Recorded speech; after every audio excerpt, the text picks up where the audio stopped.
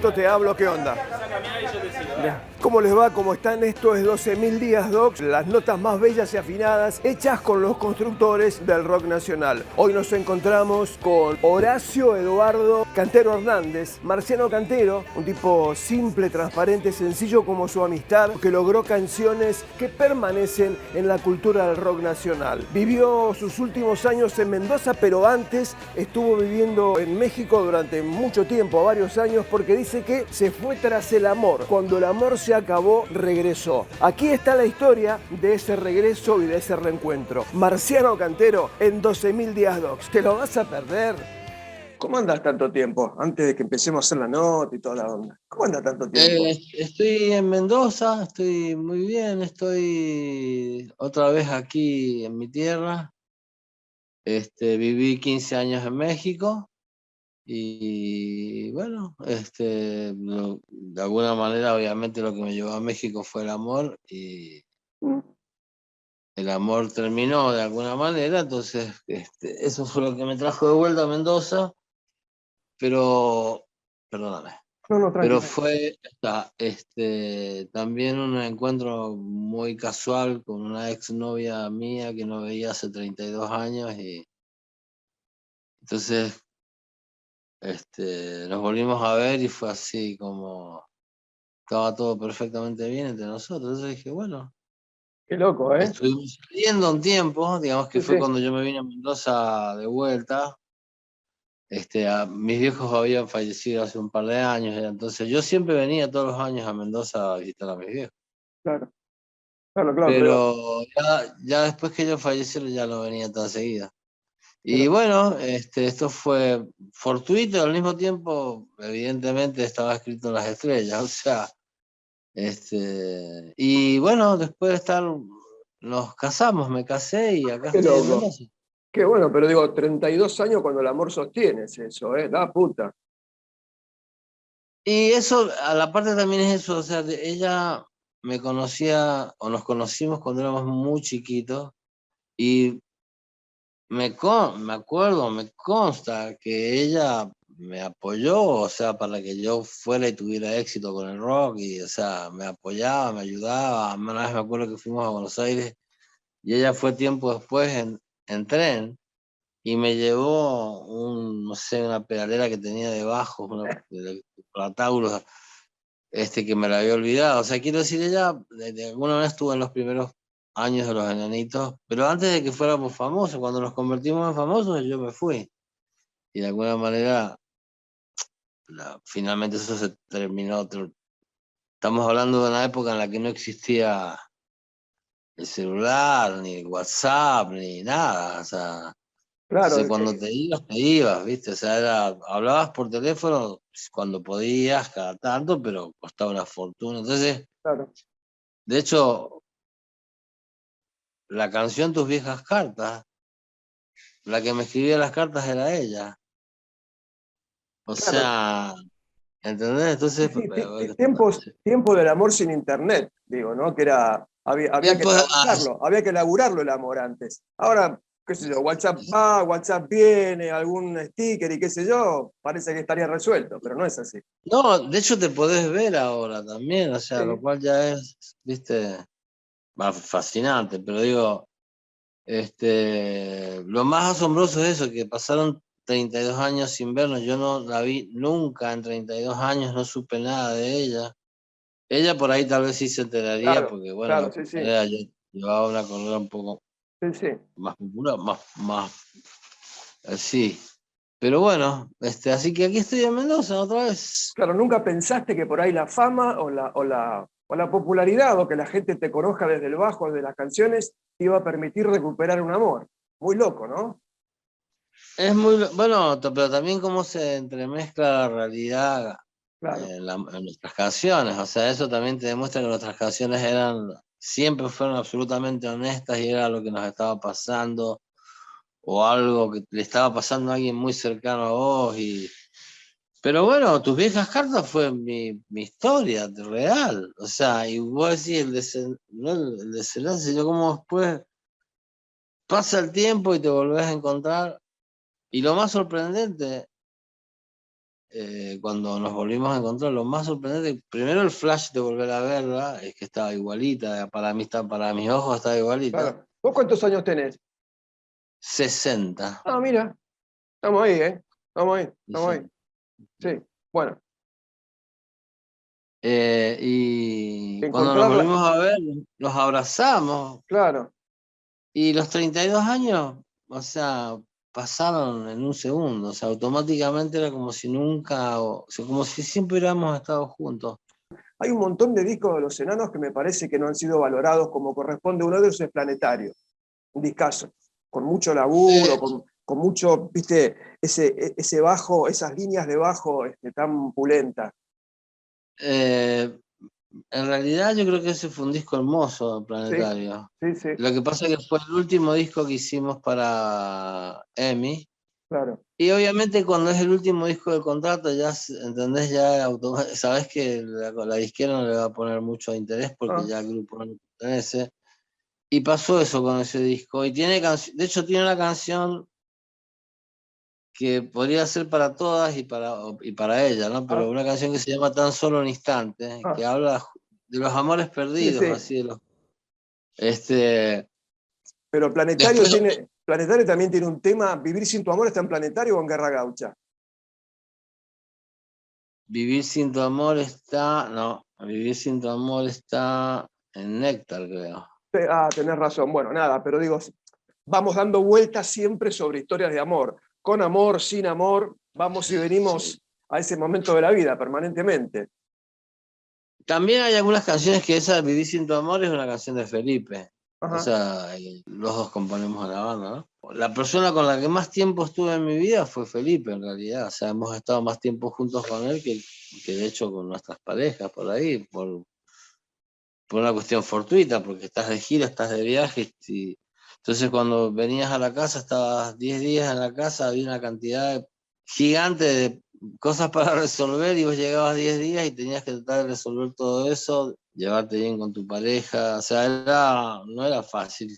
Seguimos en 12.000 días, Docs. Le decían Marciano, un amigo lo había visto muy parecido al protagonista de la serie Mi Marciano Favorito. Su primer contacto importante con la música fue a los 9 años, como cuando todos o casi todos escuchamos a los Beatles. A él se le dio por las frecuencias bajas, por estudiarlo, por buscarlo, por investigar el bajo. Se compró uno muy económico. Después consiguió otro un poquito mejor, que era similar a un Fender Precision. Cuando terminó la secundaria, su viejo le regaló, un Fender original. En el 79, con Felipe, con Daniel, forma Los Enanitos Verdes, que 10 años después se separaban por primera vez. Allí él graba su primer disco solo, Luna Nueva. Esto no era el final, faltaba todavía mucha más historia, que la seguimos viendo aquí en 12.000 días. Es como que ahora soy más yo mismo, ¿no? Creo que a veces en los grupos, cuando estás en un grupo, es medio como que se desdibuja la personalidad de cada uno para formar una gran personalidad grupal, ¿no? Yo creo que lo que sucede, hubo un juego de palabras que vos decías, que medio como que Marciano era una condición de Los Enanitos Verdes y que después de Los Enanitos Verdes yo ya no podía ser más Marciano, y no, o sea, creo que lo de Marciano inclusive es anterior a Los Enanitos, me decían. ¿Y la decisión de estar solo surge a partir del fin de Los Enanos o ya de antes? ¿Creías en esta propuesta que estás presentando en la actualidad? Yo creo que fue una cosa que se desencadenó casi sin provocarlo. Creo que los Enanos tuvimos una carrera muy buena, pero también hubo una cantidad de años que por ahí la gente desconoce, en la cual nosotros trabajamos, digamos, en forma under. Y bueno, fueron casi 5 años hasta que vimos la luz, digamos, hasta que nos hicimos exitosos, y después fueron otros 5 años de trabajar al mango todo el tiempo. ¿Pero a qué se le llama una carrera muy exitosa aquí en la Argentina o aledaños? Yo creo a guita, a hacer buenos discos, a moverse, a tocar, a progresar. Yo creo que fundamentalmente a que lo que vos estás haciendo rinde sus frutos, ¿no? O sea, nosotros grabábamos discos y los discos se vendían no solamente en Argentina, sino, te diría, en toda América. Y bueno, no solamente se vendieron, sino que también fuimos a tocar, hicimos giras y nos fue bien. También ganamos dinero y bueno, qué sé yo, creo que eso es lo que llamo éxito, ¿no? ¿Y sin este incentivo hubieran podido desarrollarse del modo en que se desarrollaron, o hubiera sido tan lenta como en un principio la carrera de Los Enanos? Yo creo que a todos esos años que estuvimos haciendo molde, digamos, creo que fue una buena preparación para que en el momento en que llegara el éxito no nos tomara por sorpresa y estuviéramos como preparados para que eso sucediera.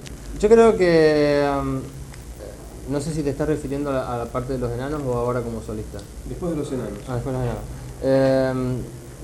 Yo creo que la experiencia ha sido bastante dura, pero en realidad creo que también cuando los enanitos se separan, yo estaba en Mendoza de alguna manera descansando y al final me quedé como un año en Mendoza.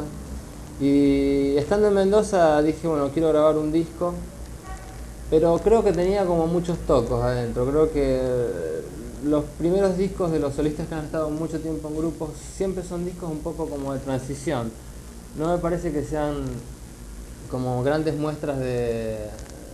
O sea, ¿cómo explicarte? Yo creo que yo tenía ganas de decir en ese disco un montón de cosas que no dije en la etapa de los enanos. Y a veces te diría que hay hasta cierta bronca, ¿no? Hay cosas que las haces con cierta bronca y es como que eso le resta un poco como de seriedad a la producción, ¿no? Es como difícil de explicar, pero es como si estuviste casado durante mucho tiempo y te divorciaste o te separaste y por ahí, no sé, te vas a decir... No quiero decir que vas a ir a echarte canas al aire, ¿no? Pero algo como eso, ¿no? Como hacer todo lo que no hiciste durante mucho tiempo, pero eso también impone un cierto libertinaje, ¿no? Más que libertad. Y de alguna manera creo que para este disco realmente tiene casi como 8 meses de producción. Hace como 8 meses que estoy trabajando en este disco, que empiezo a grabar ahora y bueno, siento que es como mucho más grosso, ¿no? O sea, por ahí mi primer disco solista fue como más íntimo, la mayoría son baladas, ¿viste? O sea que eso te indica un poco que con los enanos siempre las baladas quedaban un poco de lado y a la hora de grabar un disco a mí normalmente siempre me sobraban baladas que quedaban afuera.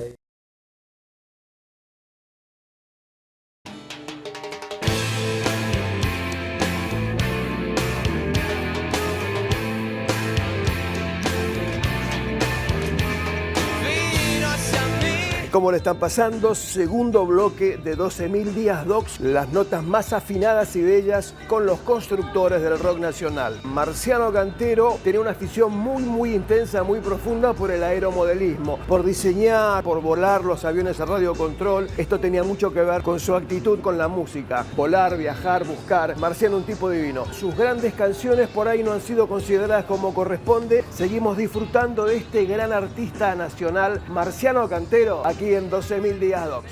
Aparte que es muy loco, o sea, yo toco la guitarra, claro, pero no soy buen guitarrista. Claro. Pero puedo cantar y tocar el bajo al mismo tiempo perfectamente sin ningún problema, ¿entendés? Y con la guitarra por ahí me trabo, o sea, por ahí, ¿entendés? Es como, ya el bajo lo tengo y es como una parte de mi ser. Claro. O sea, de hecho yo cuando iba a la secundaria, yo iba a una escuela industrial, que tenés que ir a la mañana al taller y a la tarde ibas a la escuela, o suponete que te tocaba por la mañana ir a la escuela, aparte de colegio, y en la tarde te tocaba ir al taller. Pero taller no tenías todos los días, tenías 3 veces a la semana. Y los 2 días que me quedaban libres yo iba a estudiar contrabajo a la Escuela Superior de Música y ahí aprendí teoría musical, piano complementario, y tuve un maestro que fue genial. Y ahí, de alguna manera, ¿cómo te diré? Aprendí el bajo de una perspectiva muy distinta. O sea, de hecho, me acuerdo que el ejercicio era estar con el arco tocando la misma nota durante, no sé, 15 minutos, pero como que la nota nunca cambiara. Ese era todo el truco. Y era un poco aburrido en un momento dado. O sea, sí. Dejaba el arco y me ponía a tocar como walking bass. Y un día estaba así, dejé el arco y me puse a tocar walking bass y lo tenía el maestro acá. Y me dice, así que te gusta el jazz. Y bueno, y me acuerdo que él agarró, él agarró el contrabajo y se puso a tocar una improvisación para mí espectacular. La verdad, yo me lo acuerdo siempre con mucho cariño. Y él mismo me dijo, creo que te tenés que ir de acá porque esta escuela te van a enseñar otra cosa. Pero de alguna manera estoy seguro que ese tiempo que fui a estudiar me vino muy bien y me hizo de alguna manera entender.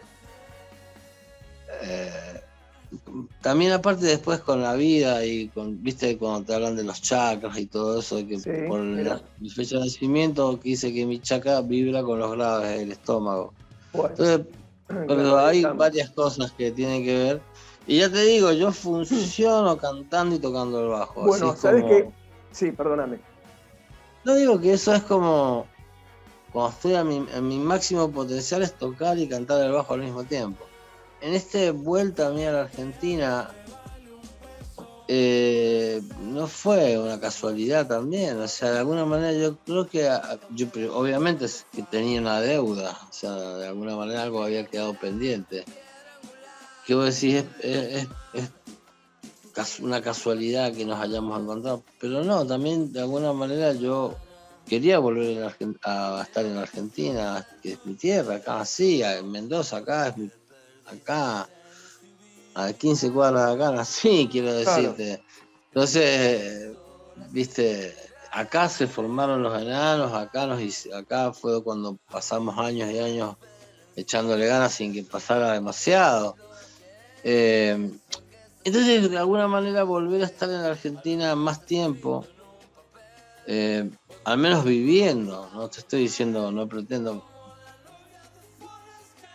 A ver, lo que pasó con la música no creo que tenga que ver solamente con los enanos, o sea, lo que pasó con la música en general, o sea, se escucha otra música, ahora no se escucha rock en español, o sea, acá, la verdad. O los grupos de rock que se escuchan son los grupos del momento, los grupos particularmente más locales, más, viste, con un lenguaje de hecho bastante, a veces no entendible para todo el mundo. Que claro, eso para mí tiene mucho que ver con el por qué algunas canciones en el exterior no pasa nada, porque la gente no entiende lo que están diciendo. Claro, pero por otro lado, vos fijate, estamos hablando de canciones que vienen pasando hace 30 años o 20 años. Yo no sé si voy a estar en 30 o 20, pero las canciones que estamos escuchando ahora, ¿se van a escuchar en ese momento? Ojalá. ¿Pero vos pensás que van a aguantar? No, son cosas en las que trato de no pensar. Lo que sí me doy cuenta, ahora me doy cuenta, que nuestro amor por la música, con los enanos, siempre fue mayor el amor a la música que a cualquier otra cosa. Claro. O sea, viste, drogas o lo que sea, o sea, hay músicos que aman más las drogas que la música, sí. O sea, o lo que sea, o no drogas, el alcohol, o la fiesta, o no sé, la exposición, qué sé yo. Pero en algún momento tuviste que pasar también la historia de Rockstar, ¿no? Seguro. Todos lo pasamos, pero quiero decir, a nosotros de alguna manera la música siempre era lo que nos ponía en caja, o sea, claro. Porque si no hacías bien tu trabajo en el show, sí. Creo que todos, o sea, de alguna manera íbamos a ir sobre ese que se equivocó, o sea, pero siempre lo que nos interesó fue que el grupo sonara hacia todo lo que da. De hecho, palabra de Juanchi Baleirón, ¿no? O sea, me dijo hace poco, cuando tocamos en el One Rock, me dijo: ustedes siempre sonaron como si fueran una banda de afuera, sonaban como si una banda gringa. Pero bueno, ya te digo, ensayábamos mucho. Claro, sí, muy al detalle, ¿no? Muy al detalle. Mucho. Exacto, ensayábamos mucho, tratábamos de lograr buenas bases con el bajo, con el bombo. Siempre teníamos, me acuerdo, un tema como referencia de la base, y es un tema de Fleetwood Mac. No me acuerdo qué tema era, ¿cómo se llama? Dreams. Sueños. Dreams, creo que la base es fantástica, que el platillo cae un poquito más tarde y siempre nos poníamos ese tema como ejemplo, decir, ¿cómo queremos sonar, ¿no? Después de esto del hombro, mi médico me dijo: si volvés a tocar, vas a tener que tocar con así, vas a tener que tocar con instrumentos mucho más livianos. Y bueno, ahí empezó una búsqueda de instrumentos, a ver qué, y de hecho probé varios, pero... Y yo lo sigo buscando siempre, aunque está en cada canción, en cada acorde, en cada nota, en todo eso que vivimos durante tantos años. Sus canciones son patrimonio histórico del rock nacional. Tus viejas cartas, La muralla, Amigos, miles de acordes, miles de notas, miles de palabras. Esto que estás viendo es la última vez que nos encontramos y no lo sabíamos. Queda mucho más de Marciano, un gran músico que vos podés disfrutarlo aquí en 12.000 Días Docs, un momento maravilloso y muy emotivo. Nos vemos la próxima, no me falles, chau. Decime, si pudieras volver a alguna tarde de tu vida y quedarte allí a pasarla, ¿cuál sería? Creo que me gustaría pasar una tarde con mi papá, la verdad. Sí, yo pensaba eso, yo también. Sí. Sí, de hecho, estábamos de gira cuando falleció mi papá y tenía que tocar esa noche. Y yo dije, ¿qué me diría mi papá? Y mi mamá me diría, anda a tocar y dejate de joder, andate ya, anda a tocar y seguía adelante. Y de alguna manera creo que también, sí, lo hice, seguimos, terminé la gira. Y fue casi terapéutico también poder tocar, porque fue de alguna manera sacar para afuera todo lo que me estaba pasando. Y mi papá siempre fue muy entusiasta del grupo. Mi papá cuando yo era muy chiquito lo invitó a un concierto y él en ese concierto, que no sé, no fue la gran cosa, pero sucedieron cosas así como de cuento de hadas, ¿viste? Que vos decís, en un momento dado estábamos tocando una suerte de galpón, imagínate, era Asociación Mendocina de Box, creo que todavía existe. Un galpón, un tinglado, o sea, era un... Entonces en un momento dado abrieron una partecita del techo, casi que entonces para que entrara la luz. Y en el momento en que entró la luz, entró un rayo de luz y me cayó sobre mi cabeza, así, ¡poing! O sea, y mi papá creo que vio eso, le digo, para mí fue un significativo, fue bien extraño, o sea, ¿dónde va a ir a parar ese luz? ¡Pum! Y justo cayó sobre mí. Y mi papá creo que también se dio cuenta que me encantaba la música y que la música era muy fuerte. Entonces siempre me apoyó mucho y siempre me preguntaba cuando estaba de gira. Siempre lo llamaba todos los días y le contaba cómo había ido el show del día anterior. ¿Y cuando eras pibe te iba a ver en vivo? Cuando eras más chico, cuando recién arrancaste a tocar, ¿te iba a ver también a los shows? Sí. ¿Vos arrancaste en la secundaria? No siempre, pero cada tanto iba. Sí, ¿Qué arrancaste en la secundaria a tocar con las bandas? Digamos, sí, en los últimos años de la secundaria, y los enanos se formaron cuando terminé, exactamente el año que terminé la secundaria, en noviembre nos formamos. Sí, yo me acuerdo que mi viejo para venir a verme hacía un esfuerzo porque me decía, no, yo los voy a ver y me suena acá el pecho porque tocan tan fuerte que se me moja todo el pecho. Claro, y sí, claro. No estaban acostumbrados. ¿Te quedaron cosas pendientes con tu viejo? ¿Le dijiste todo? Todo, sí, no, con mi papá muy buena onda, la verdad. Ya te digo, hablábamos todos los días, o sea, no, con mi papá todo fantástico. Cuando vos decís cuando empezaste a ver un mango, creo que fue cuando grabamos La muralla. Ah, mira. Ahí empezó a funcionar todo y empezamos a ver un mango, qué sé yo. Bueno, te mando un abrazo grande, un gran momento. Un abrazo, chao, querido. Que estés bien. Chao, viejo. Gracias, viejo. Chao.